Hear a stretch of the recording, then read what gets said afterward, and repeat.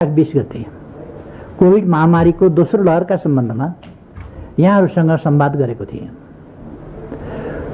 कोभिडको यो लहर निकै संक्रामक र बढी घातक रहेको एवं यसको रोकथाम तथा नियन्त्रणका लागि राज्यका सबै संयन्त्र परिचालित गरिएको बताएको थिएँ।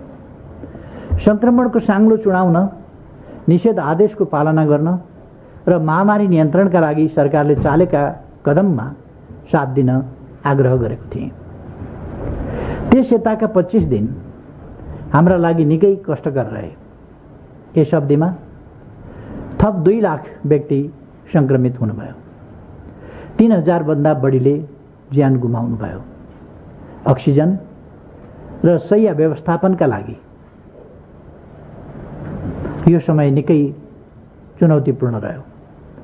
लिक्विड अक्सिजन आयातमा समस्या पैदा भयो। अक्सिजन सिलिन्डरको अभाव खड्कियो। समाधानका लागि हामीले सम्पूर्ण शक्ति केन्द्रित गर्यौं। त्यसले गर्दा अहिले स्थितिमा सुधार आएको छ। भारतबाट लिक्विड अक्सिजनको नियमित र थप मात्रा आपूर्ति हुन थालेको छ। अन्य उद्योगमा रहेका हजारौं अक्सिजन सिलिन्डर सङ्कलन गरी अस्पतालहरूमा पठाइएको छ। अक्सिजन प्लान्टहरूलाई पूर्ण क्षमतामा सञ्चालन गरिएको छ। अक्सिजन उद्योगलाई विद्युत महसुल छुट दिने व्यवस्था गरिएको छ। नागरिकको जीवन रक्षाका लागि विदेशबाट एयरलिफ्ट गरेर समेत सिलिन्डर ल्याइएको छ। अस्पतालहरूमा अक्सिजन प्लान्ट जडान गर्न पर्याप्त रकम पठाइएको छ। मित्र राष्ट्रहरूको सहयोगमा उल्लेख्य सङ्ख्यामा भेन्टिलेटर र अक्सिजन कन्सन्ट्रेटर लगायत स्वास्थ्य सामग्री भित्रिएका छन्। कोभिड विरुद्धको हाम्रो लडाईँमा महत्त्वपूर्ण सहयोग गर्ने भारत, चीन र यसका सिचुवान तथा तिब्बत प्रान्तीय सरकारहरू, अमेरिका, स्पेन, बेलायत, Japan, Australia, Switzerland, Germany, Thailand, Singapore, New Zealand, Finland लगायत मित्र राष्ट्रहरूप्रति हामी आभारी छौँ। चिनिया Red Cross, Temasek Foundation Singapore, Direct Relief America, Royal Thai Monastery लगायत परोपकारी संस्थाबाट पनि सहयोग प्राप्त भएको छ। आफ्नो घाँस कटाएर अक्सिजन सिलिन्डर पठाउने खाडी क्षेत्रमा कार्यरत नेपाली श्रमिकप्रति सम्मान व्यक्त गर्न चाहन्छु। गैर आवासीय नेपाली सङ्घ र देशका उद्यमी, व्यवसायी र समाजसेवी लगायत सबै सहयोगीहरू धन्यवादका पात्र हुनुहुन्छ। कोभिड-19 जस्तो ठूलो महामारीको सामना गर्न एकीकृत, समन्वयात्मक र समग्र राष्ट्र रणनीति आवश्यक पर्दछ। यसै खाँचोलाई पूर्ति गर्न कोभिड सङ्कट व्यवस्थापन अध्यादेश 2078 जारी गरिएको छ। यसबाट राज्यको सम्पूर्ण शक्ति कोभिड विरुद्ध परिचालित गर्ने बाटो सहज भएको छ। अध्यादेशको व्यवस्था बमोजिम प्रधानमन्त्रीको अध्यक्षतामा निर्देशक समिति र यस मातहत 24 घण्टा खटिने गरी कोभिड सङ्कट व्यवस्थापन केन्द्र स्थापना भएको छ। वीर अस्पताललाई कोभिड युनिफाइड केन्द्रीय अस्पताल तोकिएको छ। यहाँबाट कोभिड बिरामीहरूले स्क्रिनिङ, डायग्नोस्टिक, उपचार र अन्य सेवा पाउनुहुनेछ। वीर अस्पतालले जुनसुकै अस्पताल, संस्थान र मेडिकल कलेजहरूलाई कोभिडको उपचारमा समन्वयात्मक ढङ्गले परिचालन गर्नेछ। आवश्यकता अनुसार स्वास्थ्य सङ्कटकाल लगाउन सकिने व्यवस्था गरिएको छ। कोभिड उपचारका लागि 157 अस्पतालहरू सूचीकृत भएका छन्। कोभिडको निशुल्क उपचारका लागि 45 निजी अस्पतालसँग सम्झौता गरिएको छ। महामारी सुरु भएको 1 वर्षको अवधिमा भेन्टिलेटरको सङ्ख्या 337बाट 904, आइसियु बेड 2600बाट 3000 पुर्याइएको छ। अस्पतालमा 2853 हाई डिपेन्डेन्सी युनिट थप भएका छन्। 900 अक्सिजन कन्सन्ट्रेटर थपिएका छन्। छिट्टै 180 भेन्टिलेटर, 630 आइसियु, 1400 एचडियु र 19 अक्सिजन प्लान्ट थपिनेछन्। कोभिड महामारीमाथि निर्णायक विजयका लागि खोप अनिवार्य छ। हालसम्म हामीलाई अनुदानबाट प्राप्त 32,28,000 डोज र खरिदबाट उपलब्ध 10 लाख डोजबाट खोप अभियान अगाडि बढाएका छौँ।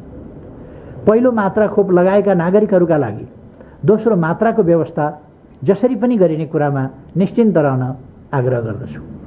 थप खोपको व्यवस्था गरेर सबै वयस्क नागरिकलाई खोप लगाइने र महामारीलाई नियन्त्रण गरी छाड्ने विश्वास दिलाउन चाहन्छु। कोरोना महामारीको आक्रमणबाट विकसित र विकासशील, सम्पन्न र साधन स्रोतविहीन ठूला र साना कुनै पनि देश बाँच्न सकेका छैनन्। तर विकासशील देशहरूमाथि यसको मार बढी परेको छ। दिगो विकास लक्ष्य हासिल गर्ने उनीहरूको प्रयासलाई महामारीले झनै चुनौती खडा गरेको छ। खोप लगायत अत्यावश्यक जीवनरक्षक औषधिहरूको अभाव हुँदै जाँदा विकासशील देशहरू झनै पछाडि पर्दैछन्। आज खोपको असमान वितरण विश्वव्यापी बहसको विषय बनेको छ। खोप उत्पादक कम्पनीहरूले प्रतिबद्धता अनुसारको खोप उपलब्ध नगराउँदा विकासशील देशहरूका लागि खडा गरिएको कोभ्याक्स एलायन्सको समग्र योजना नै प्रभावित भएको छ। त्यसैले महामारी विरुद्धको विश्वव्यापी सहकार्यमा म पुनः जोड दिन चाहन्छु। G7 र G20 अर्थात् G7 र G20 लगायत विकसित मुलुकहरूले अन्तर्राष्ट्रिय उत्तरदायित्व वहन गर्न आवश्यक छ। सबै सुरक्षित नहुँदासम्म हामी कोही पनि सुरक्षित हुन सक्दैनौँ भन्ने यथार्थलाई मनन गर्न सबैसँग आग्रह गर्न चाहन्छु। यस लडाईँको अग्रमोर्चामा चिकित्सक, स्वास्थ्यकर्मी, सुरक्षाकर्मी, चालक तथा सफाईकर्मी र निजामती सेवाका राष्ट्रसेवकहरू हुनुहुन्छ। तिनै तहमा निर्वाचित जनप्रतिनिधिहरू र देशभरि नै स्वयंसेवीहरू परिचालित हुनुहुन्छ। आफ्नो निजी जीवन र पारिवारिक जिम्मेवारीलाई समेत पन्छाएर संक्रमितहरूको उपचार र व्यवस्थापनमा अहोरात्र खट्ने उहाँहरू हामी सबैका आदर र सम्मानका हकदार हुनुहुन्छ। महामारी विरुद्ध लडिरहेका जनशक्तिको सुरक्षामा सरकारले कुनै कसर बाँकी राख्दैन। अग्रपङ्क्तिमा रहेका चिकित्सक, स्वास्थ्यकर्मी र अन्य तहका कामदार तथा राष्ट्रसेवक कर्मचारीमाथि कुनै पनि बहानामा हुने भौतिक वा कुनै पनि प्रकारको आक्रमणलाई ड्युटीमा रहेका सुरक्षा कर्मीमाथि भएको आक्रमण सरह नै दण्डनीय मानिनेछ। अस्पतालमा उपचार गराइरहनुभएका र घरमै आइसोलेसनमा बसी स्वास्थ्य लाभ गरिरहनुभएका 1,16,476 दिदीबहिनी तथा दाजुभाइहरूको शीघ्र स्वास्थ्य लाभको कामना गर्दछु। 6,951 नागरिकहरूको निधनप्रति गहिरो दुःख व्यक्त गर्दै शोकाकुल परिवर्जनमा हार्दिक समवेदना प्रकट गर्दछु। कोभिडसँग मुकाबला गर्न जीवन पहिला हाम्रो नीति हो। जनताको जीवन रक्षा सरकारको प्रमुख दायित्व हो। हामीलाई थाहै छ महामारी नियन्त्रणको पहिलो र प्रभावकारी उपाय भनेको यसको रोकथाम हो। महामारी फैलिन नदिनु हो। यसका लागि जनस्वास्थ्यका मापदण्डहरूको कडाइका साथ पालना गर्न पुनः सबै दिदीबहिनी तथा दाजुभाइहरूमा हार्दिक आग्रह गर्दछु। अहिले लागू गरिएका निषेध र अन्य उपायहरू जनताको जीवन रक्षाकै लागि हुन्। जीविका अर्थात् अर्थतन्त्रको रक्षाको दायित्वप्रति पनि सरकार उत्तिकै सचेत रहेको विश्वास दिलाउन चाहन्छु। आदरणीय दिदीबहिनी तथा दाजुभाइहरू, राजनीतिक स्थायित्व सुनिश्चित गर्ने, लोकतन्त्रलाई सुदृढ गर्ने र हाम्रो सम्पूर्ण ऊर्जा सामाजिक आर्थिक रूपान्तरण र समृद्धिका लागि एकाग्र रूपमा केन्द्रित गर्ने प्रयासमा पटक पटक अवरोध सिर्जना भएका छन्। सीमित व्यक्तिहरूका महत्त्वाकांक्षा, कुण्ठा र स्वार्थका लागि प्रतिनिधि सभालाई अकर्मण्य बनाउँदै लगिएपछि गत पुसमा प्रतिनिधि सभा विघटनको निर्णय गरिएको थियो। तर सर्वोच्च अदालतले प्रतिनिधि सभा पुनर्स्थापना गर्ने निर्णय गर्यो। उक्त फैसलाको सम्मान गर्दै त्यसलाई कार्यान्वयन गरियो। यस अवधिमा हाम्रा प्रयास प्रतिनिधि सभालाई पूर्ण अवधि सञ्चालन गर्ने र यसैभित्रबाट राजनीतिक स्थायित्व खोज्ने कुरामा नै केन्द्रित रह्यो। तर 3 महिनाको अनुभवले पुनर्स्थापित प्रतिनिधि सभाले राजनीतिक स्थायित्वमा अपेक्षित योगदान गर्न नसकेको यथार्थ स्पष्ट पार्दछ। मैले गएको वैशाख 27 गते प्रतिनिधि सभा समक्ष विश्वासको मतका लागि प्रस्ताव पेश गरेँ। सदनमा मैले प्रतिनिधि सभालाई पूर्ण कार्यकाल सञ्चालन गर्न र यसलाई कामकाजी बनाउनका लागि कि त आफूलाई विश्वासको मत दिन कि स्वस्थ एवं संवैधानिक प्रक्रिया बमोजिम वैकल्पिक सरकार दिन आग्रह गरे। मेरो प्रस्ताव अनुसारको सरकार गठनका लागि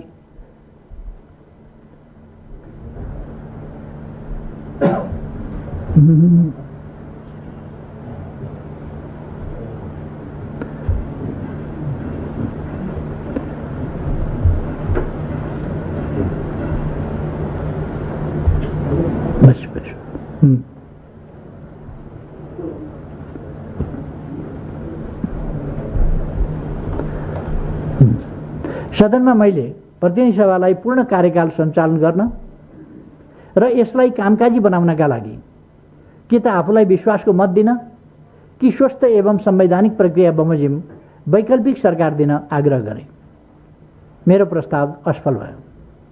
संविधानको धारा 76 को उपधारा 2 अनुसारको सरकार गठनका लागि सम्माननीय राष्ट्रपतिले दिनुभएको समय पनि त्यत्तिकै व्यतीत भयो। यसरी प्रतिनिधि सभा न सरकारलाई विश्वासको मत प्रदान गर्ने न त वैकल्पिक सरकार नै दिन सक्ने गरी अकर्मण्यतामा फस्न पुग्यो। त्यस यताका 10 दिनसम्म पनि विश्वासको प्रस्तावमा मतदान हुँदाका बखतको परिस्थितिमा तात्विक परिवर्तन आएको मैले पाइनँ। मैले पुनः विश्वासको मत पाउन सक्ने भरपर्दो आधार पनि देखिनँ। संसदमा सरकारको वार्षिक नीति र कार्यक्रम तथा बजेट प्रस्तुत गर्ने समय नजिक आइसकेको परिस्थितिमा राजनीतिक अन्योल कायम राख्नु उचित हुँदैन थियो। यसै पृष्ठभूमिमा मैले गएको जेठ 6 गते मार्ग प्रशस्त गर्दै संविधानको धारा 76 को उपधारा 5 अनुसारको सरकार बनाउने प्रक्रिया सुरु गर्न सम्माननीय राष्ट्रपतिज्यू समक्ष सिफारिस गरे। यो कदम मुलुकलाई राजनीतिक अन्योलबाट सकेसम्म छिटो मुक्त गर्ने उद्देश्यबाट प्रेरित थियो। यसैबीच जनता समाजवादी पार्टीले मलाई प्रधानमन्त्रीमा समर्थन गर्ने संस्थागत निर्णयको पत्र हस्तान्तरण गर्यो। प्रतिनिधि सभाको रक्षा र राजनीतिक स्थायित्वका लागि अन्तिम प्रयास स्वरूप मैले जेठ 7 गते संविधानको धारा 76 को उपधारा 5 बमोजिम प्रधानमन्त्रीका लागि दाबी प्रस्तुत गरे। दाबी गर्दाको समयसम्म मेरो पक्षमा नेकपा एमालेका 121 र जनता समाजवादी पार्टीका 32 सांसदहरूको समर्थन स्पष्ट थियो। तर यसबीचमा जे जस्ता घटना र प्रवृत्ति देखा परे तिनले नेपाली राजनीतिलाई पछिसम्म प्रदूषित गराइरहनेछन्। हामीले अवलम्बन गरेको बहुदलीय प्रणालीका सिद्धान्त, संसदीय मूल्य मान्यता एवं पार्टी र संसदीय दलका संस्थागत निर्णयलाई धज्जी उडाउँदै नेकपा एमाले र जनता समाजवादी पार्टीका केही सांसदहरूले नेपाली कांग्रेसका नेतालाई प्रधानमन्त्री बनाउन हस्ताक्षर गर्नुभयो। नेकपा एमाले र जनता समाजवादी पार्टीले त्यस्तो हस्ताक्षरलाई मान्यता नदिन र यस्ता गतिविधि कारबाहीको विषय बन्ने जानकारी पत्र मार्फत तत्काल राष्ट्रपतिको कार्यालयलाई गराए। बहुदलीय प्रणाली विपरीतका त्यस्ता हस्ताक्षरलाई आधार बनाएर माननीय शेरबहादुर देउवाजीलाई प्रधानमन्त्री नियुक्त गर्ने सम्भावना त थिएन नै। तर ती हस्ताक्षरहरूका कारण प्रधानमन्त्रीमा मेरो दाबी पनि निर्विवाद हुन सकेन। संविधानको धारा 76(5) ले प्रस्तुत दाबीमा विश्वासको मत प्राप्त गर्ने भरपर्दो आधार छ कि छैन भन्ने निर्कुल गर्ने दायित्व राष्ट्रपति संस्थालाई प्रदान गरेको छ। सम्माननीय राष्ट्रपतिबाट दुवै दाबीलाई खारेज गर्ने निर्णय भयो। त्यसपछि नै संविधानको धारा 76(7) बमोजिम प्रतिनिधि सभा विघटन गरी नयाँ निर्वाचनमा जाने संवैधानिक बाध्यताको स्थितिमा मुलुक पुगेको हो।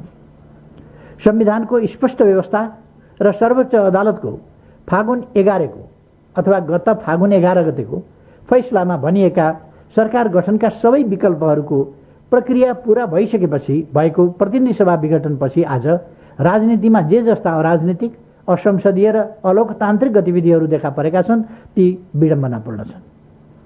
2048 सालको निर्वाचनबाट गठित प्रतिनिधि सभा तत्कालीन सत्तारूढ पार्टीमा देखा परेका यस्तै विकृत अभ्यासका कारण विघटन भएको थियो।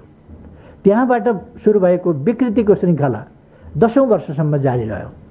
त्यस विकृतिले तत्कालीन सरकारहरूलाई मात्र अप्ठ्यारो पारेन, बहुदलीय शासन प्रणालीप्रति नै जनतामा नैराश्यता र वितृष्णा पैदा गर्न भूमिका खेल्यो। दलहरूमा स्वार्थजन्य विभाजन, दलहरूबीच सिद्धान्तहीन गठबन्धन र दबाव प्रभावका बलमा सांसदहरूको ओहोरदोहोर मुख्य कारण थियो, जसले संसदीय व्यवस्थामाथि उग्र दक्षिणपन्थी र उग्र वामपन्थी दुवै कोणबाट हमलाका लागि आधार बनेको थियो। 20 वर्षपछि पनि नेपाली राजनीतिमा यिनै प्रवृत्ति दोहोरिनु दुःखद र दुर्भाग्यपूर्ण छ। हामीले अवलम्बन गरेको शासन प्रणाली जनताको प्रतिस्पर्धात्मक बहुदलीय लोकतान्त्रिक शासन प्रणाली हो। यस प्रणालीका आधारस्तम्भ राजनीतिक पार्टीहरू हुन्। लोकतान्त्रिक पार्टीहरू कमजोर हुँदा कसरी मुलुक हिंसाको दुष्चक्रमा फस्दो रहेछ र तानाशाही शासनका लागि बाटो खुल्दो रहेछ भन्ने निकट अतीतको अनुभवलाई हामीले यति चाँडै बिर्सन सक्छौँ र? पार्टीहरू सत्तामा जानु या विपक्षमा बस्नु, विस्तारित हुनु वा सङ्कुचनमा पर्नु लोकतन्त्रमा सामान्य विषय हुन्। तर सत्ताकै लागि अन्य पार्टीहरूमा विभाजन, विग्रह र विकृतिहरू पैदा गर्नु एवं त्यसकै बलमा आफू सफल भएको भ्रम पाल्नु आत्मरति मात्रै हो। बहुदलीय प्रणालीमा देखा पर्न लागेको निर्दलीय चरित्र ख्यालठट्टाको विषय होइन। अझै यस्तो विकृतिको औचित्य एवं वैधता कायम गर्न भइरहेका प्रयास त सामान्य विषय हुँदै होइनन्। मैले आफ्नो लागि या आफ्ना दलका लागि यी सबै विषय भनिरहेको छैन। लोकतन्त्रका लागि आफ्नो जीवनको आधा शताब्दीभन्दा बढी खर्चेको र पञ्चायती जेलमा 14 वर्ष बिताएको मेरा लागि सत्तामा रहनु या नरहनु प्रमुख विषय हुँदै होइन। बहुदलीय व्यवस्था आइसकेपछि पनि प्रतिपक्षका रूपमा दशकौं व्यतीत गरेको लोकतान्त्रिक शक्तिहरूकै दमन झेलेको, या लोकतान्त्रिक शक्ति भन्नाले इन्भर्टेड कमाका लोकतान्त्रिक शक्ति, अहिलेको व्यवहारले त्यो देखाएको छ, हरूकै दमन झेलेको हाम्रो पार्टीका लागि पनि यो महत्त्वपूर्ण विषय होइन। हाम्रा लागि सत्ता साधन मात्रै हो, साध्य होइन। साध्य त राष्ट्रियताको सम्वर्धन र सार्वभौमसत्ताको रक्षा हो, राष्ट्रिय अस्मिता र स्वाभिमानको संरक्षण हो, लोकतन्त्रको सुदृढीकरण गर्दै जनताको जीवनमा अनुवाद गर्नु हो। यसलाई राजनीतिक अधिकारको दायराबाट माथि उठाएर मानवीय आकांक्षाको समष्टिका रूपमा विकसित गर्नु हो। अधिकारको प्राप्ति, अवसरमा पहुँच, सामाजिक न्याय र समानताको प्रत्याभूति एवं सम्मान र सुरक्षाको सुनिश्चितता भएको समाज निर्माण गर्नु हो। यसकै लागि हाम्रा प्रयास केन्द्रित छन्। आजको मुख्य चिन्ता अलोकतान्त्रिक, नैतिक मूल्यहीन र विकृत अभ्यास झाङ्गिँदै गएर लोकतान्त्रिक गणतन्त्रप्रतिको जनविश्वास नै गुम्ला कि भन्ने हो। जनविश्वास गुमेको प्रणाली फेरि जोखिममा पर्ला कि भन्ने हो। ताजा जनादेशमा जानु प्रतिक्रमण होइन। जनतालाई दलहरूले मूल्याङ्कनको मौका दिनु र आवधिक निर्वाचन मार्फत जनताले विश्वास गरेको दललाई सरकार चलाउन जनादेश प्राप्त हुनु लोकतन्त्रको विशेषता हो। निर्वाचनमा जानुलाई प्रतिगमन भन्नु सारमा जनताको सार्वभौम सत्तालाई अस्वीकार गर्नु हो। नीतिहीन गठबन्धनको भर्याङ चढेर सरकारमा जान खोज्नु भनेको अराजनीतिक र झेली काम हो। जनताप्रति अविश्वास गर्नु हो। निर्वाचन निष्पक्ष र स्वच्छ हुने कुरामा मैले बारम्बार जोड दिएको छु। परिणामलाई ध्यानमा राखेर होइन, लोकतान्त्रिक प्रणाली र पद्धतिलाई ध्यानमा राखेर निर्वाचन सम्पन्न गरिनेछ। मनमा कुनै आशंका छन् भने फेरि भन्न चाहन्छु, आउनुहोस्, निर्वाचनका लागि सबै दलहरू सरकारमा सहभागी बन्नुहोस्।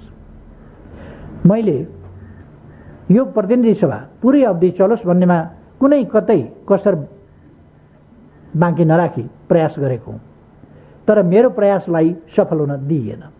हुन त प्रतिनिधि सभा पुरा अवधि चल्नु या सरकारले जेनतेन 5 वर्ष कार्यकाल पुरा गर्नु मात्रै राजनीतिक स्थायित्वका लागि पर्याप्त हुँदैन।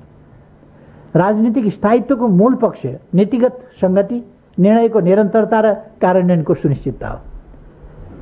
राजनीतिक स्थायित्वको केन्द्रबिन्दु राष्ट्र र जनताको हितको संरक्षण र सम्वर्धन हो। हामी जनताको हित हुने प्रत्याभूति सहितको राजनीतिक स्थायित्वका पक्षमा छौँ।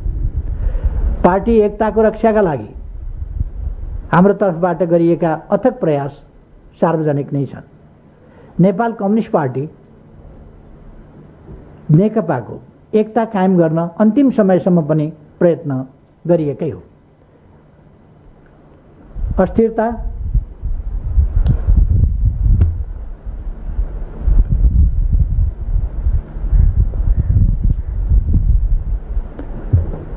अस्थिरता सिर्जनाका लागि स्वार्थ केन्द्रित गठबन्धन नबनेको भए र महाधिवेशनबाट निर्वाचित अध्यक्षलाई घेराबन्दीबाट हटाउने दुराशय नभएको भए यतिन्जेल एकता महाधिवेशन सम्पन्न भएर नेतृत्व हस्तान्तरण भइसकेको हुने थियो।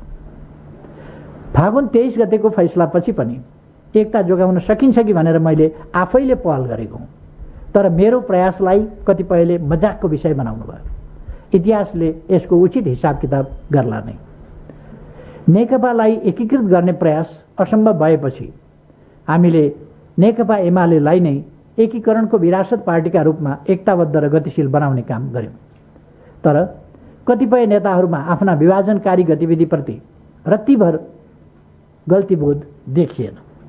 उल्टै एकीकरणको रक्षा र नेतृत्वको पक्षमा उभिनुभएका साथीहरूलाई पन्छाउने कुरामा मात्र उहाँहरूको प्रयास केन्द्रित रह्यो। फेरि पनि पार्टीलाई गुटहरूको संयुक्त मोर्चा र अन्त्यहीन विवादको थलो बनाउने केही नेताहरूका नियतका कारण हाम्रा प्रयास सार्थक हुन सकिरहेका छैनन्। यसबीचमा फ्लोर क्रस गर्ने गराउने काम भएका छन्। पार्टीका आधिकारिक उम्मेद्वारलाई हराउन विपक्षीसँग साँठगाँठ गर्ने, साझा उम्मेद्वारका नाउँमा बागी उठाउने जस्ता कामहरू गरिएका छन्। अनि आफ्नो पार्टी अध्यक्ष, संसदीय दलको नेता र प्रधानमन्त्रीलाई हटाउन कहिले संसदमा अनुपस्थित हुने त कहिले विपक्षी नेतालाई प्रधानमन्त्री बनाउन हस्ताक्षर गर्ने जस्ता चरम विकृति र अनुशासनहीनता प्रकट भएका छन्। पार्टीको एकताको रक्षाका लागि सबै खाले आक्षेप, अपमान र पीडा बेहोरेर पनि निरन्तर प्रयत्नशील छु। भोलिका दिनमा पनि रहिरहनेछु। प्रतिकूल परिस्थितिमा आन्दोलनको रक्षाका लागि दृढतापूर्वक उभिने सबै नेता कार्यकर्ताहरू, समर्थक, शुभचिन्तक एवं आम जनतामा धन्यवाद ज्ञापन गर्न चाहन्छु। आदरणीय दिदीबहिनी तथा दाजुभाइहरू, अनेकौं प्रतिकूलताका बीचमा पनि विगत 3 वर्षमा नेपालले उल्लेख्य प्रगति हासिल गरेको छ। संविधान कार्यान्वयन र संघीयताको सुदृढीकरण, आर्थिक वृद्धि, राजनीतिक महत्त्वका पूर्वाधारको विकास, रणनीतिक महत्त्वका पूर्वाधारको विकास, सामाजिक न्याय र सुरक्षा, राष्ट्रियताको सम्वर्धन एवं अनुशासन सुशासनका क्षेत्रमा हाम्रा योजनाबद्ध प्रयासहरूको प्रतिफल देखिन थालेको छ। संविधान पूर्ण कार्यान्वयनमा आएको छ। संघीय प्रणाली संस्थागत र क्रियाशील भएको छ। लामो समयदेखि रिक्त रहेका संवैधानिक निकायहरूले पूर्णता पाएका छन्। 50 भन्दा बढी कानुनहरू बनेका छन्। पृथकतावादको अभियान चलाइरहेको समूह विखण्डनको बाटो छोडेर राष्ट्रिय अखण्डताको पक्षमा उभिन सहमत भएको छ। हिंसाको बाटो हिँडिरहेको समूह हिंसा परित्याग गर्दै आफ्ना सबै राजनीतिक गतिविधिहरू शान्तिपूर्ण ढङ्गले सञ्चालन गर्न सहमत भएको छ। संविधानको सर्वस्वीकार्यता स्थापित भएको छ। मुलुक हिंसात्मक द्वन्द्वबाट मुक्त हुनु र पृथकतावादी गतिविधि अन्त्य हुनु यस कालखण्डको महत्त्वपूर्ण उपलब्धिका रूपमा पछिसम्म पनि अंकित रहनेछन्। नेपाल अल्पविकसितबाट विकासशील देशमा स्तरोन्नतिका लागि सिफारिस भएको छ। कोभिड महामारी सुरु हुनु अगाडि हाम्रो आर्थिक वृद्धि आशालाग्दो थियो। महामारीले गम्भीर धक्का पुर्याए पनि हामीले यसलाई सम्हालेका छौं र समग्रमा सकारात्मक आर्थिक विकासको बाटोमा अग्रसर छौं। पहिलोपल्ट निर्यात व्यापारले 1 खर्बको लक्ष्य नागेको छ। व्यापार घाटा घट्दो छ। देशभित्र रोजगारीका अवसर बढ्दै र श्रमशक्ति बाहिरिने क्रम घट्दैछ। यस अवधिमा 333 मेगावाट विद्युत उत्पादन थप भएको छ भने यसै आर्थिक वर्षभित्र थप 500 मेगावाट विद्युत उत्पादन हुँदैछ। लोड शेडिङको अन्त्य, पर्याप्त विद्युत आपूर्ति र अतिरिक्त विद्युतको बाह्य व्यापार सुरु भएको छ। बाह्य लगानी बढिरहेको छ। 3 वर्षको अवधिमा नेपालीको औसत प्रति व्यक्ति आय 25% वृद्धि भएको छ। मानव विकास सूचकाङ्कमा 5% बिन्दुको सुधार भएको छ। कोभिड-19 को महामारीका बीच पनि निरपेक्ष गरिबीमा उल्लेख्य वृद्धि हुन पाएको छैन। रणनीतिक पूर्वाधारहरूको क्षेत्रमा इतिहासमै धेरै उपलब्धि हासिल भएका छन्। सडक, मोटर र झोलुङ्गे पुल, ट्विन विस्थापन लगायत क्षेत्रमा भइरहेका प्रगतिबारे यसअघि नै प्रस्तुत तथ्याङ्क म दोहोर्याउन चाहन्न। कुल रणनीतिक सडकमध्ये 17.1% सडक विगत 3 वर्षमा मात्र निर्माण भएका छन्। 3 वर्षमा सम्पन्न गर्ने गरी 165 वटै निर्वाचन क्षेत्रमा एक रणनीतिक सडक र स्थानीय तहहरूलाई एक आपसमा जोड्ने र सबै स्थानीय तहका केन्द्रदेखि प्रदेश राजधानी जोड्ने सडकको निर्माण सुरु भएको छ। सबै पालिका र क्षेत्रहरूमा यिनको दूरगामी सकारात्मक प्रभाव पर्नेछ। तीव्र रूपमा निर्माण भइरहेको काठमाडौँ तराई द्रुत मार्गले केही वर्षभित्रै परिणाम दिनेछ। विस्तार भइरहेको पूर्व पश्चिम राजमार्ग, निर्माण सम्पन्न हुन थालेको पुष्पलाल लोकमार्ग र निर्माणाधीन मदन भण्डारी राष्ट्रिय राजमार्गले अर्थतन्त्र र सामाजिक जीवनलाई थप गतिशील बनाउनेछन्। बहुप्रतिष्ठित हुलाकी राजमार्गका महत्त्वपूर्ण खण्ड सम्पन्न भएसँगै तराईमा विकासका सम्भावना थपिएका छन्। भैरवा र पोखरामा निर्माण सम्पन्न हुने चरणमा पुगेका अन्तर्राष्ट्रिय विमानस्थलहरूले पर्यटन प्रवर्धनमा उल्लेख्य योगदान गर्नेछन्। गोदावरीमा 3000 र लुम्बिनीमा 5000 क्षमताका सभाहाल निर्माण भएका छन्। जयनगर जनकपुर कुर्था रेल छिट्टै सञ्चालनमा आउनेछ। नागढुङ्गा सुरुङ मार्ग निर्माण तीव्र रफ्तारमा अगाडि बढेको छ भने सिद्धबाबा सुरुङ निर्माणका लागि बोलपत्र आह्वान भएको छ। चिर प्रतीक्षित मेलम्चीको पानी काठमाडौँमा अवतरणसँगै काठमाडौँवासीका पानीको तिर्खा मेटिएको छ। छिट्टै याङ्ग्री र लार्केको पानी मेलम्चीमा सामेल गरेर खानेपानीको समस्याको दिगो समाधान गर्ने प्रयास अगाडि बढेको छ। सङ्घ, प्रदेश र स्थानीय तहको समन्वयबाट कुल जनसङ्ख्याको 92% आधारभूत खानेपानी सुविधा उपलब्ध गराउन सफल भएका छौँ। बेरी बेवाई डाइभर्सनको सुरुङको काम सम्पन्न भएर सिँचाइ पूर्वाधारका काम सुरु भएका छन् भने सुनकोशी मरिन डाइभर्सनको काम सुरु भएको छ। यी दुई गेम चेन्जर परियोजनाले तराईवासीहरूका वर्षौँ पुराना सपनालाई पुरा गर्दै हामीलाई खाद्यान्नमा आत्मनिर्भर बनाउन योगदान गर्नेछन्। भूकम्पपछिको पुनर्निर्माणलाई हामीले उदाहरणीय रूपमा सम्पन्न गरेका छौँ। भूकम्पका कारण बेघरबार बनेका 8 लाखभन्दा बढी परिवार सुरक्षित घरमा फर्किन थाल्नु भएको छ। विद्यालय भवन, स्वास्थ्य संस्थाहरू र सरकारी कार्यालयहरूको पुनर्निर्माण तीव्र रफ्तारमा अगाडि बढेको छ। हाम्रो पुनर्निर्माण सामर्थ्यको प्रतीक बनेर धरहरा, रानीपोखरी र दरबार हाइस्कुल आदि राजधानीका मुटुमा स्थापित भएका छन्।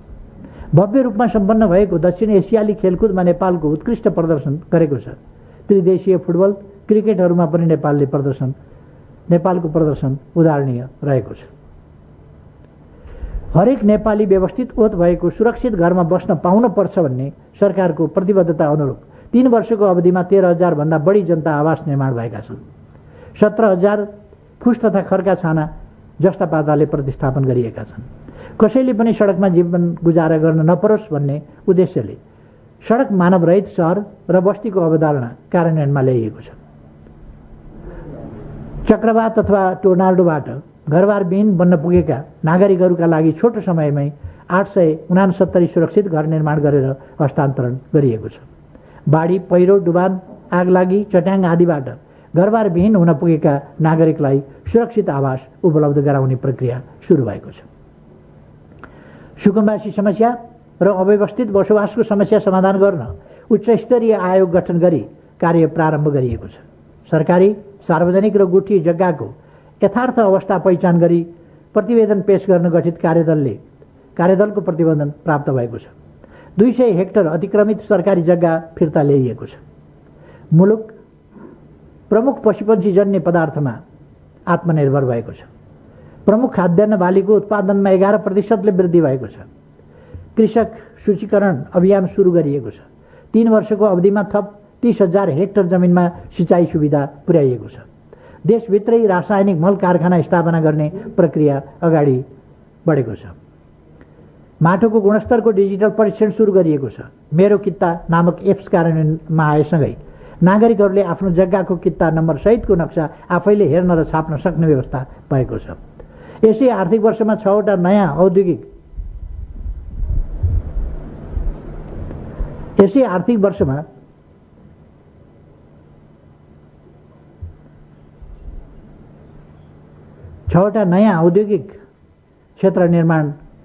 क्षेत्रको निर्माण सुरु भएको छ। स्थानीय तहमा 74 औद्योगिक ग्राम घोषणा भई काम थालिएको छ। अन्तर्राष्ट्रिय व्यापार वृद्धिका लागि भारत, बङ्गलादेश, अमेरिका र भुटानसँग वाणिज्य वार्ता सम्पन्न भएका छन्। 3 वर्षको अवधिमा 6 वर्षभन्दा माथि उमेर समूहको साक्षरता दर 7% बिन्दुले बढेको छ।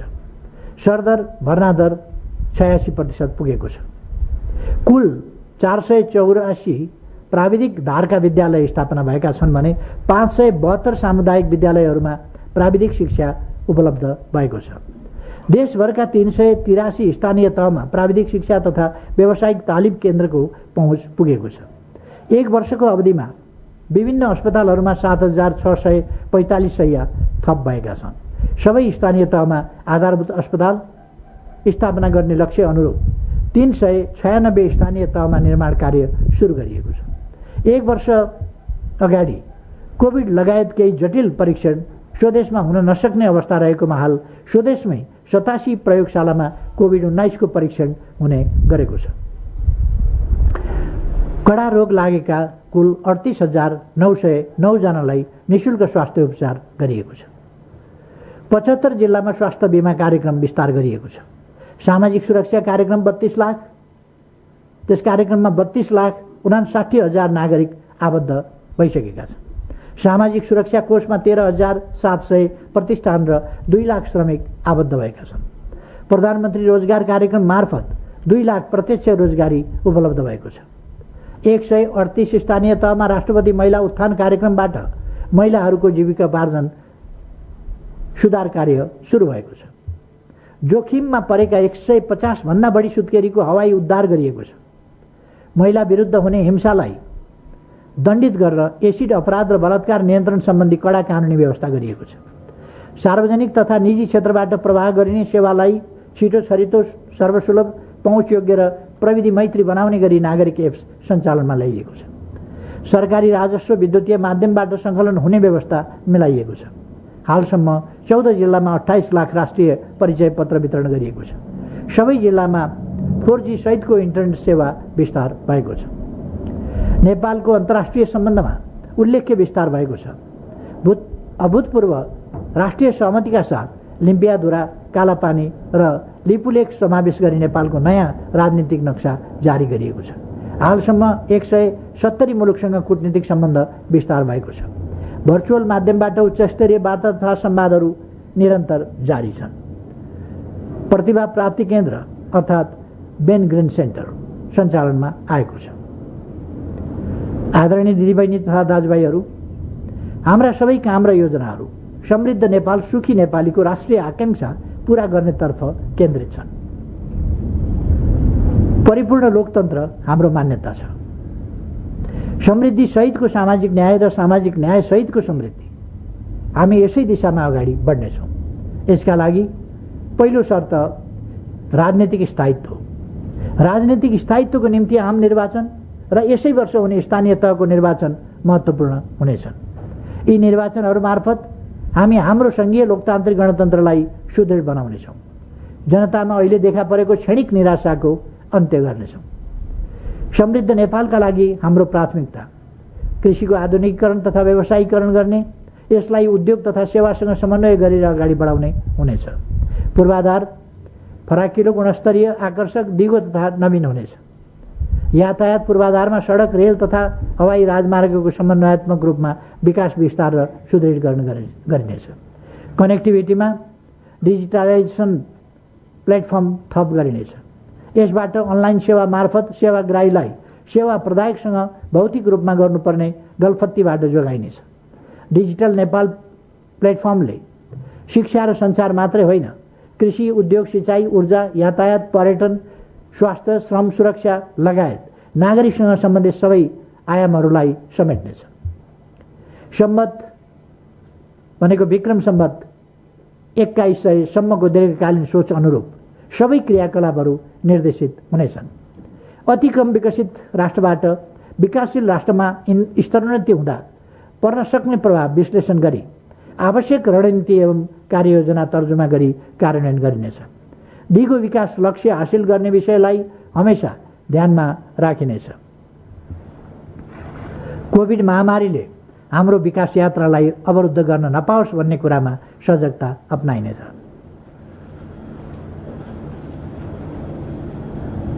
विरासतमा प्राप्त सबै अपुरा परियोजनाहरू सम्पन्न गर्ने कार्यलाई प्राथमिकतामा राखिनेछ। पूरा हुन नसक्ने या महत्त्व गुमाएका परियोजनाहरूको पुनरावलोकन गरी आवश्यक निर्णय गरिनेछ। व्यापार सन्तुलन कायम गर्ने नीति अन्तर्गत रहेर सौविध्यपूर्ण व्यापार सुविधाको पूर्ण उपयोग, व्यापार तथा परिवहन सम्बन्धी सन्धि सम्झौता पुनरावलोकन, नेपाली उत्पादनको बजार पहुँच वृद्धि गर्न, थप मुलुकसँग व्यापार सम्झौता, सार्वजनिक निजी व्यवसाय संवाद मञ्चलाई कार्यमूलक बनाउने र नेपाली उत्पादनलाई अवांछित प्रतिस्पर्धाबाट जोगाउने व्यवस्था मिलाइनेछ। खानीहरूको पहिचान, उत्खनन, प्रशोधन र प्रयोगलाई तीव्र पारिनेछ। जनशक्तिको विकास हाम्रो नीतिको केन्द्रभागमा रहनेछ।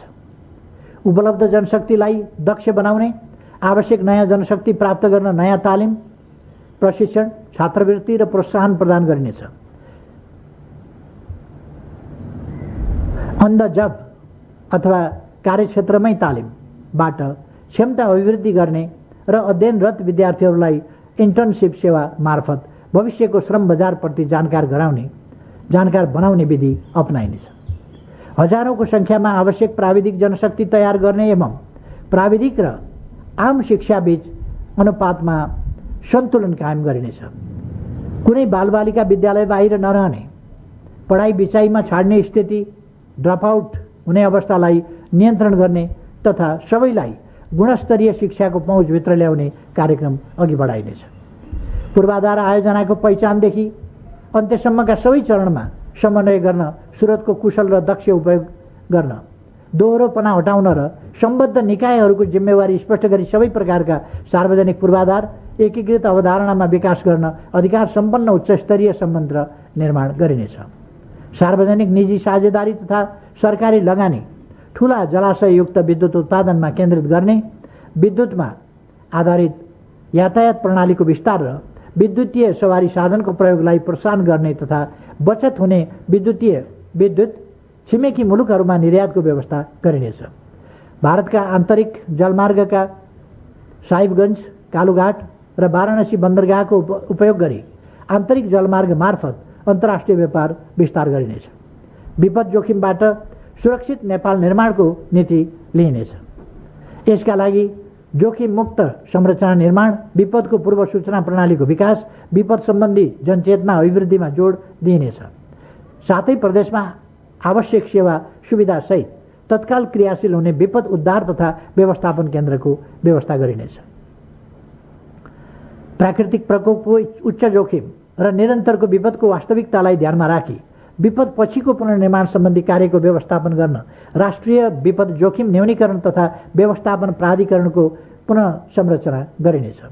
विपदबाट विस्थापित परिवारलाई उपयुक्त बसोबासको व्यवस्था, जोखिमयुक्त बस्तीहरूको सुरक्षित स्थानान्तरण, एकीकृत बस्तीको विकास र फुसले छाएका भवनका छाना जस्ता पाताले प्रतिस्थापन गर्ने नीतिलाई निरन्तरता दिइनेछ। वन डढेलो लगायत विपत्तिहरूको सामना गर्न साधन स्रोतको प्रबन्ध गरिनेछ। नेपालको प्रकृति, संस्कृति, पर्यावरण र सामाजिक जीवनलाई प्रवर्धन गर्दै आकर्षक पर्यटन गन्तव्य बनाउने नीति लिइनेछ।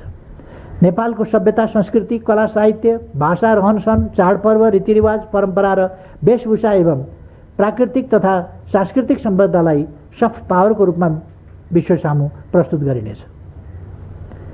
नेपालका हिमश्रृङ्खला, पारिस्थितिक प्रणाली र वन जङ्गलले जलवायु अनुकूलन र वातावरणीय सन्तुलनमा पुर्याएको विशिष्ट योगदान तथा कार्बन उत्सर्जनमा नगण्य भूमिका हुँदा पनि नेपालले असन्तुलित रूपमा भोग्नु परेका प्रतिकूल असरहरूका बारेमा विश्वको ध्यानाकर्षण गराइनेछ।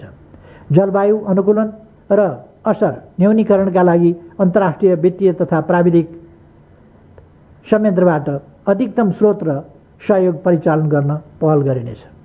निरोगी नेपाल निर्माणका लागि सरल, सुलभ, गुणस्तरीय स्वास्थ्य सेवामा पहुँच बढाउने गरी स्वास्थ्य पूर्वाधार र जनशक्ति विकास गरिनेछ।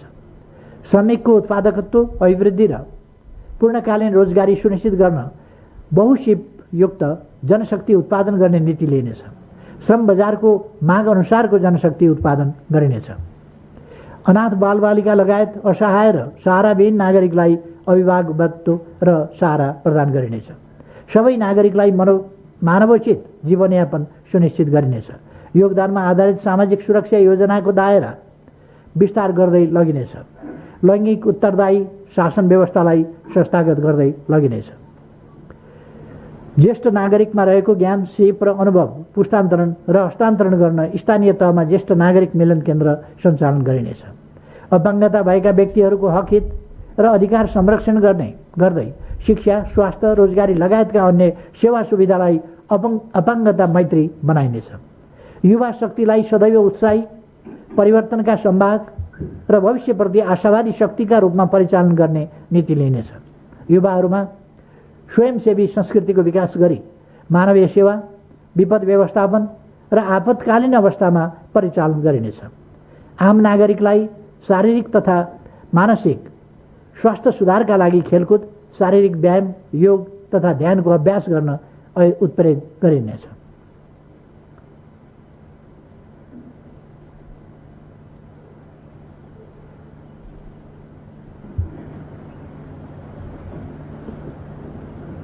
पूर्ण सरकारको अवधारणामा नीति तथा कार्यक्रम कार्यान्वयन र सेवा प्रवाह गर्न सक्षम राज्य संयन्त्रको निर्माण गरिनेछ। राजनीति र प्रशासनबीच समन्वय, निष्पक्षता, तटस्थता र हस्तक्षेपको संस्कृति विकास गरिनेछ। भ्रष्टाचार विरुद्ध शून्य सहनशीलताको प्रतिबद्धतालाई निरन्तरता दिइनेछ। सेवाका क्षेत्रहरू सर्वसुलभ, छरितो र प्रभावकारी बनाउने नीति लिइनेछ। सरकारी सेवा प्रभावकारी बनाइनेछ। सङ्क्रमणकालीन न्यायका बाँकी कार्य प्राथमिकताका साथ सम्पन्न गरिनेछ। बेपत्ता पारिएका व्यक्तिको छानबिन आयोगबाट पीडित परिचय पत्र प्राप्त व्यक्तिहरूलाई सहुलियत तथा सुविधा उपलब्ध गराइनेछ। लोकतन्त्रका योद्धाहरूको अभिलेखीकरण र सम्मानको कार्यक्रमलाई निरन्तरता दिइनेछ। शान्ति सुरक्षालाई प्रभावकारी बनाई आम नागरिक र सम्पत्तिको सुरक्षा प्रत्याभूत गरिनेछ। राष्ट्रिय सुरक्षा र प्रतिरक्षा प्रणालीलाई सबल बनाइनेछ। सीमा क्षेत्रका थप स्थानहरूमा सशस्त्र प्रहरी बलको बोर्डर आउटपोस्ट स्थापना गरिनेछ। हवाई तथा स्थल मार्गबाट आवतजात गर्ने विदेशी नागरिकको अभिलेख व्यवस्थित गरिनेछ। सुरक्षा कर्मीहरूका समस्या समाधानमा विशेष ध्यान दिइनेछ। नेपालको अन्तर्राष्ट्रिय सम्बन्ध, राष्ट्रिय हित, पारस्परिक लाभ र सम्मान, अन्तर्राष्ट्रिय प्रतिबद्धता तथा दायित्व र न्यायमा आधारित हुनेछ। नेपालको राष्ट्रिय हितलाई केन्द्रमा राखी सार्वभौम समानता, विश्वास, समझदारी र सहकार्यका आधारमा छिमेकी तथा मित्र राष्ट्रहरूसँग सम्बन्ध सुदृढ बनाइनेछ। ऐतिहासिक सन्धि नक्सा, तथ्य तथा प्रमाणका आधारमा कूटनीतिक माध्यमबाट मित्र राष्ट्र भारतसँगको सीमा सम्बन्धमा बाँकी रहेका र समय समयमा उठ्ने विषयहरूलाई समाधान गरिनेछ। नेपालको कनेक्टिभिटी र व्यापार विस्तारलाई सघाउ पुग्ने गरी सार्क, बिमस्टेक, BBIN जस्ता क्षेत्रीय मञ्चहरूमा सक्रिय भूमिका खेलिनेछ। विश्व शान्ति स्थापनामा योगदान पुर्याउन, समान चासो र हितका विषयमा सहकार्य गर्न, विश्वव्यापी महत्त्वका विषयहरूमा राष्ट्रिय हित अनुकूल हुने गरी भूमिका निर्वाह गर्न एवं आर्थिक सामाजिक विकासमा सहयोग परिचालन गर्न संयुक्त राष्ट्रसङ्घ लगायत अन्य बहुपक्षीय मञ्च र सङ्घ संस्थाहरूमा नेपालको उपस्थितिलाई अझ प्रभावकारी र सशक्त बनाइनेछ। द्वन्द्व व्यवस्थापन र मौलिक शान्ति प्रक्रिया, महिला सशक्तिकरण, नागरिक हक, प्रत्याभूतिको वृहत खाका लगायत समानता र न्यायका क्षेत्रमा नेपालले हासिल गरेका विशिष्ट उपलब्धिहरू तथा विश्व शान्ति स्थापना र पर्यावरणीय सन्तुलन कायम राख्न पुर्याएको अतुलनीय योगदान विश्व सामु स्थापित गर्न एवं समसामयिक चासो र साझा हितका विषयमा विचार विमर्श र छलफल गर्न अन्तर्राष्ट्रिय स्तरको सगरमाथा संवादलाई उपयोग गरिनेछ। संवादको पहिलो श्रृङ्खलाको रूपमा आगामी आर्थिक वर्ष जलवायु परिवर्तन सम्बन्धी विषयमा संवादको आयोजना गरिनेछ। आगामी आर्थिक वर्षमा गरिने कार्यक्रमहरू यिनै नीतिहरूको आधारमा अर्थमन्त्रीको बजेट वक्तव्य मार्फत सार्वजनिक गरिनेछ। आदरणीय दिदीबहिनी तथा दाजुभाइहरू, लोकतन्त्र एउटा मर्यादित, अनुशासित र विधिमा आधारित प्रणाली हो। लोकतन्त्रमा असहमति र मतभिन्नताहरू स्वाभाविक हुन्, तर असहमतिलाई अभिव्यक्त गर्ने र सञ्चालन गर्ने लोकतन्त्रका आफ्नै मर्यादा, सीमा र विधि हुन्छन्। ती विधिहरूको पालनाले मात्रै लोकतन्त्रलाई सफल र जनताको मनमा स्थापित गराउँछन्। लोकतन्त्र र अराजकतन्त्रका बीचमा सीमारेखा उल्लङ्घन हुन पुग्यो भने लोकतन्त्र स्वयं जोखिममा पर्छ। हाम्रा असहमतिको समाधान खोज्न हामी आफैले बनाएको संविधान विद्यमान छ। हामी आफैले स्थापित गरेका संवैधानिक संस्थाहरू विद्यमान छन्। तिनीहरूमाथि विश्वास गरियो भनेर तिनलाई बलियो बनाइयो भने मात्रै लोकतन्त्र सुदृढ हुनेछ। सामान्य बेलामा पनि मुलुकका प्रमुख शक्तिहरूबीच न्यूनतम संवाद, समझदारी र सहकार्य अपेक्षित हुन्छ। झन् सिङ्गो विश्वसँगै हामी पनि महामारीका विरुद्ध कठिन लडाईँ लडिरहेको यस घडीमा त राजनीतिक दल र समाजका सबै पक्षबीच संवाद, समझदारी र सहकार्य झनै आवश्यक छ। तिक्तता, तनाव र विभाजनले क्षणिक तुष्टि त देला, तर कालान्तरमा यसको मूल्य हामीले महँगो गरी चुकाउनु पर्ने हुन्छ। त्यसैले म पुनः एकपल्ट मुलुकका सबै राजनीतिक दल र पक्षहरूलाई आफ्ना असहमतिहरूलाई मर्यादित, व्यवस्थित र विधिसम्मत ढङ्गले अगाडि बढाउन र तिक्तता, तनाव र विभाजनका गतिविधिबाट मुक्त हुन आग्रह गर्दछु। कोरोना महामारी लगायत आज हामीले झेलिरहेको कठिन समय अवश्य अन्त हुनेछ। यसका विरुद्ध हामी सबै जुटौँ। सबैमा धन्यवाद र धेरै धेरै शुभकामना। धन्यवाद। नेहा, यति धेरै बच्चाहरू एब्सेन्ट। बिमारी जुन फैलिरहेको छ, एकबाट अर्कोलाई कसरी लड्ने? बिमारीसँग लड्नु छ भने बिमार फैलाउने भाइरससँग लड्नुस्, जुन छुँदाखेरि पनि फैलिन्छ। त्यसैले बारम्बार लाइफ बोय भाइरस फाइटर, यसले भाइरससँग लड्छ र तपाईलाई सुरक्षा गर्छ। संसारकै number 1 selling germ protection soap brand.